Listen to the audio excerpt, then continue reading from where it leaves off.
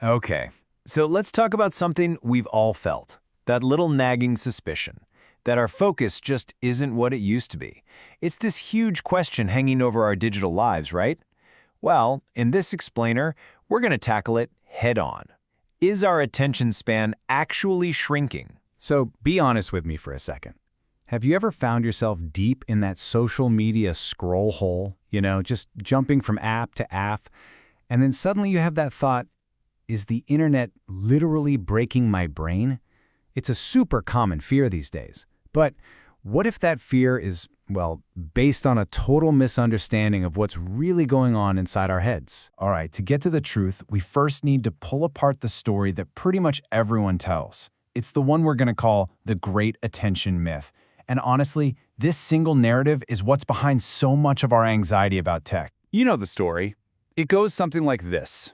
Our attention spans are basically shot, worse than a goldfish's, and every single year, all this tech just chips away at our ability to focus. It's a really simple, kind of scary story. But what if it's missing the entire point? When you really get down to it, this whole debate boils down to two very different ideas. On one hand, you've got the myth of cognitive decline, the idea that our brains are just, getting worse. But on the other side, there's this much more powerful idea gaining ground: cognitive adaptation. And that suggests our brains aren't breaking at all, they're just changing. So to figure out which of those ideas is actually true, it really helps to take a step back and look at history. I mean, was there ever really some golden age of perfect attention that we've all lost? Or is that just, a bit of nostalgia talking? So when you look at it this way, you can see how the kind of attention we use has always, and I mean always, been shaped by the tech of the time. Think about it. The age of print, that demanded deep, straight-line focus for reading books. Then came the broadcast era of TV and radio, which nurtured a more, let's say, passive kind of attention. And now? Well, we're in the digital age, which demands a super fast, scanning kind of attention just so we can handle the flood of information. So, what's the big takeaway here?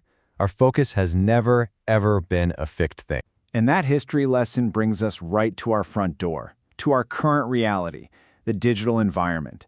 This is where the pressure on our attention has gotten, more intense than at any point in human history.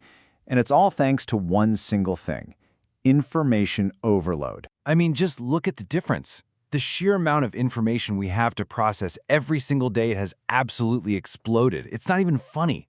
Compared to the world before the internet, our brains are fielding this constant, nonstop barrage of data. And, when you're faced with a fire hose of information like that, your brain really only has two choices: adapt or drown. And this is where we can completely reframe the entire story. What if what we're all going through isn't a story of decline at all? Seriously, what if it's actually a story of adaptation? Because once you start thinking about it that way, everything changes. So the key idea here is something called cognitive adaptation. And probably the simplest way to think about it is like this. Your brain is some seriously incredible hardware, right? And it's constantly rewriting its own software to get really good at whatever environment it's in. Well, guess what? Our digital world is that brand new environment. Okay, so what do these new skills actually look like in the real world? What you're probably doing them all the time without even thinking about it. Things like rapid information filtering. When you just glance at a web page and instantly know if it's useful or not. Or quick context switching, effortlessly bouncing between your work spreadsheet, your email, and that group chat. We're also getting way better at spotting patterns across a bunch of different sources.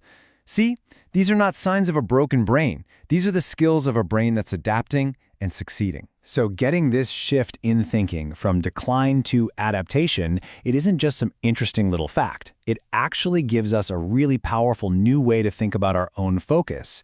This is all about adopting a new mindset for the world we're actually living in right now. So here's what that new mindset looks like. First, you've got to reframe the problem. When your mind wanders online, you're not failing or getting distracted, you're scanning. Your brain is just doing its new job. Second, you start to match your type of focus to the task at hand. You save that precious, deep, single-task focus for the work that truly, truly needs it. And finally, you start to actually value this new skill set. Because let's be real, in an age of total information overload, being able to shift your attention and find the important stuff in all that noise, that's not a weakness. That's a superpower. So maybe we've been asking the wrong question this whole time. Instead of constantly worrying, is my attention broken, what if we asked a much more powerful and probably more accurate question? What is my attention becoming? Because when you see it not as a story of loss, but as a story of evolution, well, that changes everything, doesn't it?